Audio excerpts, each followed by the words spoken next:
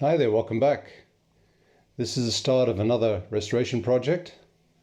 I haven't done one of these in quite a while. Life got in the way of the hobby.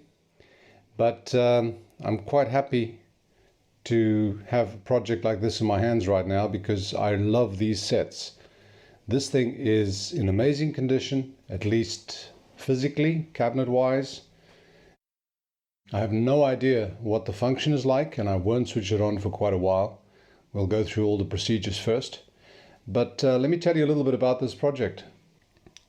This is a Telefunken Opus 2004. And as you can see there, stereo. Well, it is sort of stereo. It is stereo for the external inputs, which in this case are a tape deck and a record player. The radio functions are all mono. In those days, they still didn't have stereo FM. So this thing is quite a beauty.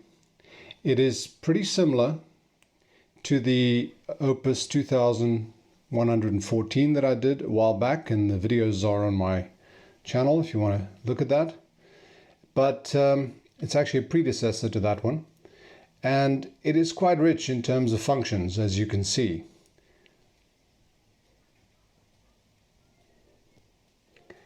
The middle set of piano keys are your band selectors, your input selectors. You've got FM on the side, UKW is FM, Kurz for shortwave, Mittel for middle wave, medium wave, Lang for long wave, Tonband is your tape player, Plata is your record player, and off. So that sets your input. Just a note, the FM will only go as high as 100 megahertz, probably slightly higher. That's what they had in those days. And they had no FM going to 108 like we have today. Then we have this set of 3 piano keys as well. One for jazz, one for intimate. This is a tonal preset for different types of playback, depending on what sound you want. Besides the tonal presets that these apply, you have your treble switch on here. On the other side, you'll see the bass control. It also has something called bandbreite, which is band width, band spread or bandwidth. And I believe, what this does is it actually reduces your sensitivity by increasing your selectivity, or vice versa when you're on AM. We'll test that, we'll see how that works. I believe that's the function. On this side we have 3 more switches, one being the stereo, and again, as I said, I presume, and I believe that's correct, stereo will be for the tape input and phono input. And then there are 2 more tonal presets, bass, extra bass, and solo, similar to the intimate and jazz on the other side. This here is your bass control. Something wrong here. We'll have to look at that. What we have here, the 2 controls, the front one, actually, why is this stuck? Okay, these 2 are stuck together, they shouldn't be. The front one is a volume control, and the back one is a ferrite antenna direction adjuster. The marking on the top there will give you a reference as to where you set it. Once you've set it, where you set it for the best reception for a particular station. Obviously, depending on how you orient the radio itself, the meaning of that is relative. It's always relative to a fixed positioned radio. Then Magic Eye over there, as usual. All the information that we're used to on these radios on the faceplate. Probably a lot more than is useful nowadays. And then on this side we've got the tuning dial, tuning control. Where are you? Oh, yep, that's working. You can see that move somewhere there. For the AM bands. And the tuning at the back is for the FM. And what we have is no reaction. So the FM is not moving the indicator. We'll have to see what's wrong with that. It could be the dial cord. Hope not. Yeah, FM tuning at the back. So AM, FM. There's something interesting here. These little white things on here, they are not just for decoration, they're actually switches. When you hold it down to tune FM, you're invariably pushing one of these, and these are switches that short out a switch on the inside. And if I'm not mistaken, this is sort of a muting control. I'm not quite sure. I don't remember correctly. I know there's a function for this. I remember this from the other radio that I did, or one of them.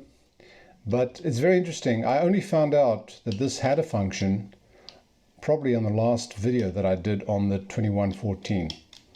But yeah, that's what that is for.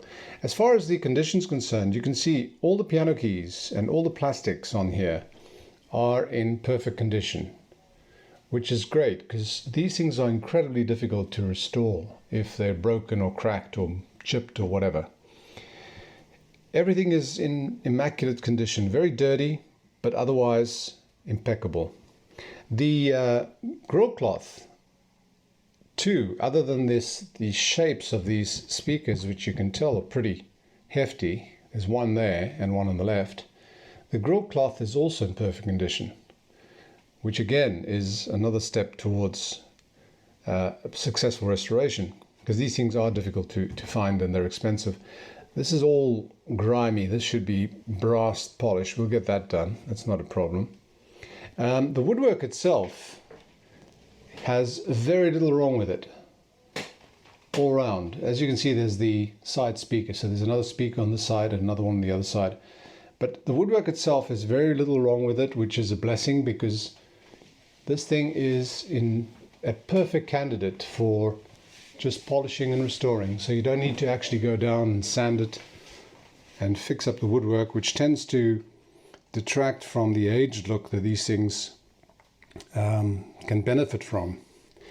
You see, if you look closely, it really does add to the look once the thing is nicely polished. But enough of the front and the outside. Let's look at the back. All right, pretty much what we expected. We can already see the two big speakers in the back there. But let's stick to the outside first. What we have here, we've got the dipole antenna, which extends on the inside and connects to the dipole connector here. That dipole, it also has an external connector for antenna, a ground point for antenna. This is indicated on the drawings here. You can actually use the dipole for all reception or just for FM, depending on how you adjust a little clamp that's on there. Then we have, these are stereo balance regler, whatever that is, a stereo balance control. This would be the tape deck, stereo and mono tape deck. So I presume this is if you have mono, and this is if you have stereo. You put the one in there and the one in there, a reference number, and then if we come across here, we get this is the output, I believe. I think that on the left there was the input. That's the output for the... No, I beg your pardon. This here is gramophone. There's the gramophone. Stupid me. Gramophone inputs. And this is the tape deck input there. External speakers. External loudspeaker. A left and right channel external speakers as well. This is the stereo function.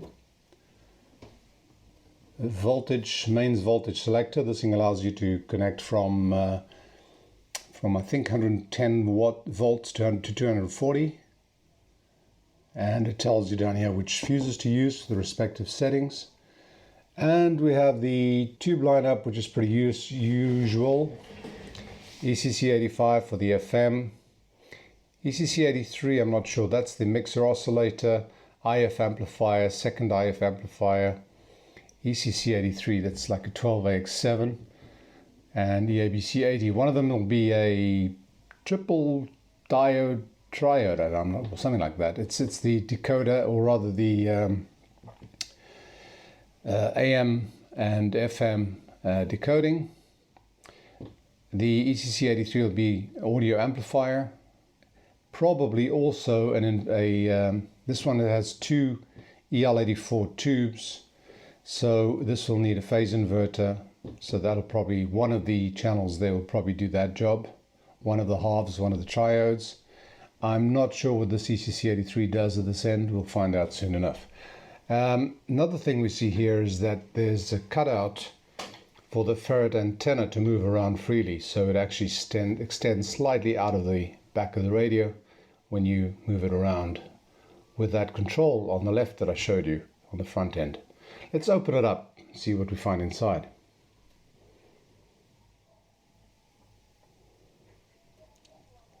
Here we go. Two very nice speakers over there. These radios have amazing sound. This thing has got this is high frequency there. One there. This one is, it looks, yes, it does look like a high voltage one. We'll have to check that. And here's another one. And this would seem to be sort of upper mid-range. So you'll get the frequency spread out between those two big speakers for bass and mids, and then highs and very highs. I would presume that's the function of these speakers, which we'll obviously clarify when we get into the schematic and so on. The usual power transformer, pulse voltage selector over there, which you saw from the outside. On this end we've got the two EL84s, the two power tubes. This is a push-pull. It may not be push-pull. I have to check that actually, because this is a strange setup with these Telefunkens. They're not, because they're not all stereo, I think that when it works on mono, both of those work separately. We'll check. The output transformers, two output transformers, so this is not push-pull. This will be two single-endeds that probably do a push-pull function when on mono. We'll, as I said, we'll find that out. A lot of these, or some of these capacitors have been changed. These things are definitely not original. They're MKPs, so 1841s. Not a particularly bad make, but I probably will have to change all those out. The electrolytics will have to go as well. They usually have seen better days. The resistors on these radios, I can't remember whether these hold up or not. We'll have to just test. We'll be testing all of them, but I'll have to wait and see before I make a comment on that. Some of them hold their values, some of them just lose it completely. This will be the final detector tube. This is inside the can. There will be the final IF transformer and discriminator in there. The two IF cans with IF amplifiers in between. That there, ECH81 if I'm not mistaken. That's the mixer oscillator, filter capacitor. We don't know how that is. There's another electrolytic. We'll have to check all that. And that's that other ECC83, which, as I said, I'm not quite sure what it does. There's one other one back here. We got the FM can inside the can with ECC85. That's all usually in that can, so not sure if that works. I see the cord on the dial cord on the for the FM on there. That's on there, but for some reason it's not turning. There's the condenser capacitor for the AM. Another couple of transformers, or probably chokes. Yeah, there probably are chokes on there. Again, we'll have to see what that does. And then we have the speaker connections. Now these guys are on sockets, and there's actually a marking on there for left channel, right channel. And I see that both of them are going on that way. I'm not sure if this is wired properly. These things come out, which is great, because you can then literally just pull it out. It's like a tube socket. But it does, yeah, it does allow you to put this in two ways, either there or there. I see both of them pointing to the left. I think maybe one of these outputs is not being used. We'll have to see. So the next thing to do, and it's quite easy to do, is to unplug that. I don't think we have to desolder anything, and just pull this the chassis out of the cabinet. Put it on the contraption and see what we need to do. First things first, we're going to have to test the power supply and check the output transformers before going any further. There are methods that I've explained before as to how I do that, if you're interested. And once we know that this thing is safe to switch on, we'll do that very carefully and see what we get. For now, that's all I can tell you. Let's get this thing on the operating table. Right, the radio's now, the chassis is now on the brackets, so I can move it around quite easily. And we get a chance to look at the underside, which doesn't bring too many surprises. There we have our power transformer, selenium rectifier over here.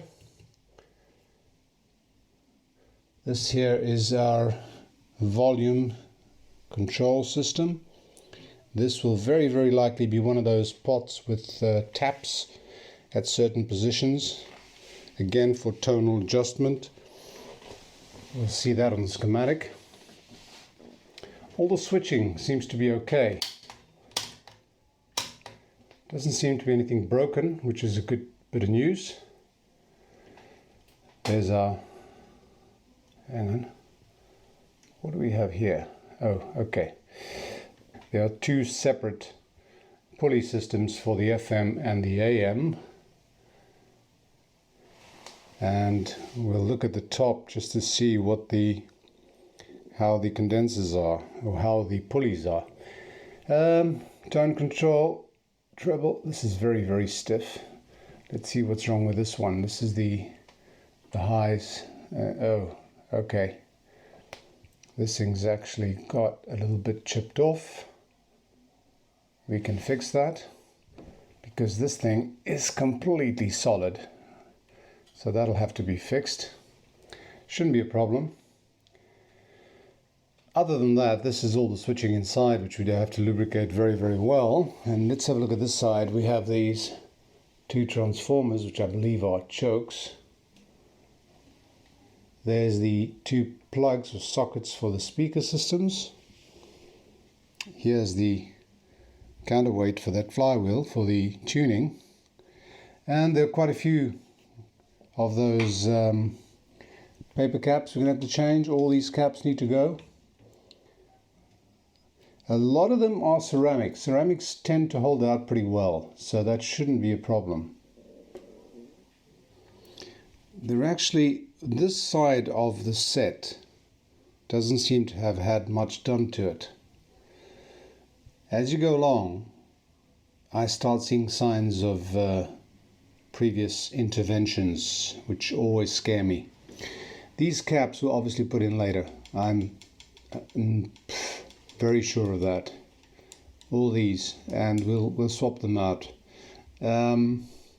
Simply because I don't really like this type of cap in this radio, and I'm not sure what they like. These electrolytics, these things will probably be the on the output tubes. So this is the cathode bypass cap. These haven't been changed, and I probably will be changing them. They usually need to be changed. Electrolytics don't hold out too well on these things as they age, so there are quite a few electrolytics to change in here. Those two there seem to be new. These are Rubicons, so they definitely have been put in after the fact. I'm not sure what their role is, but we will find out. It doesn't look too bad.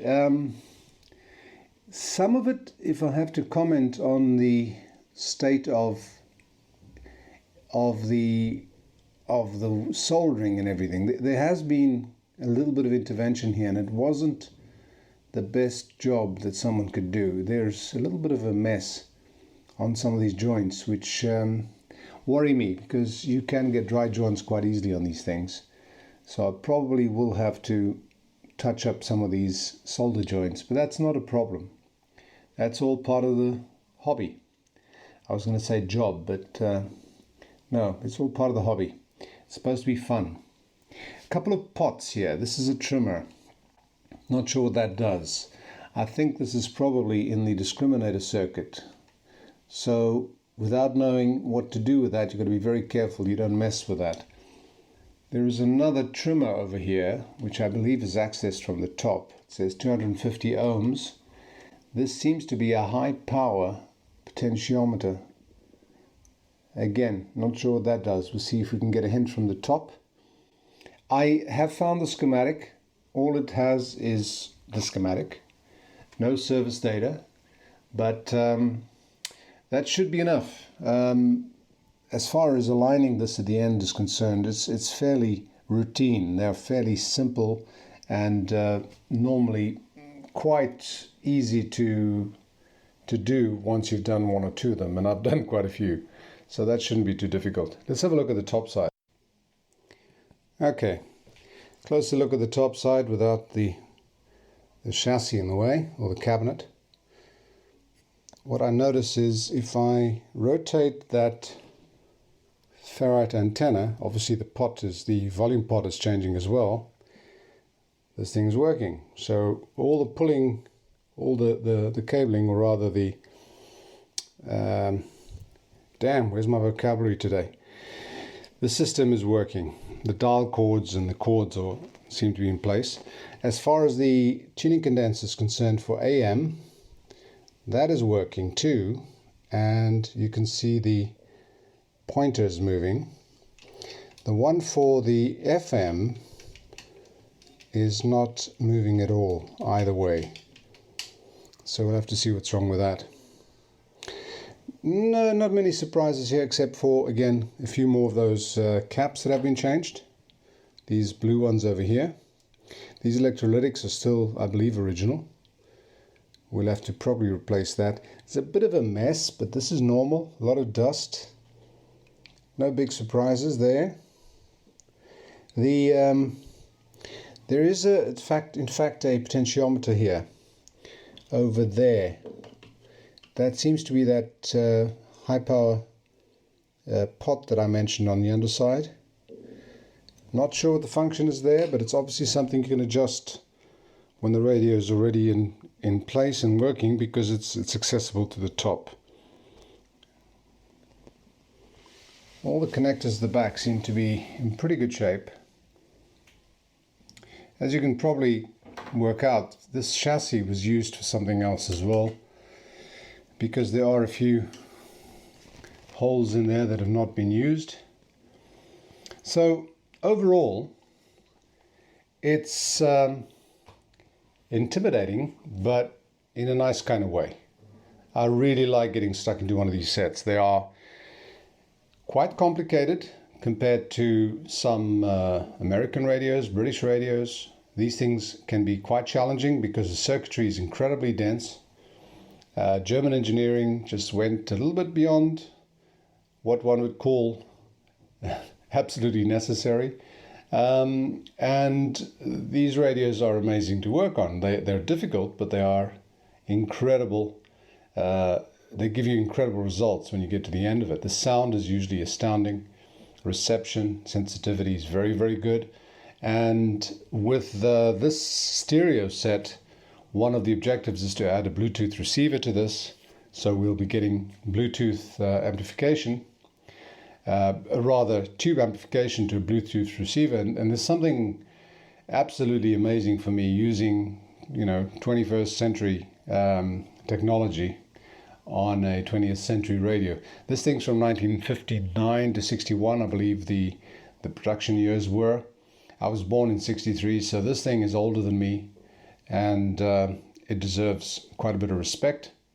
Certainly, one needs to take one's time over these. If you rush, you mess it up or you kill yourself. I've got to warn you, you have to be very, very careful with these radios. They work with high voltages. There's high voltage just about everywhere on the set. You put your hand on here, you're going to touch high voltage. You put your hand on there, you're going to touch high voltage. So ultimately, if you don't know what you're doing, watch and don't mess with it, because it can kill you. Even after it's switched off, the capacitors can retain high voltage for a long, long time. And you get there, touch the wrong place, and it'll ruin your day. All right. time to do a bit of testing on the transformers, output and power, see if we've got the main building blocks in working order, and then get stuck into the first stage, which will be checking all the power supply lines and make sure we've got B+ going everywhere and make sure it's not going where it shouldn't be, and get this thing ready to start or to prepare for the power up. But for now, that's where I'll say goodbye and see you soon. Thanks for watching, and if you like this sort of thing, please subscribe.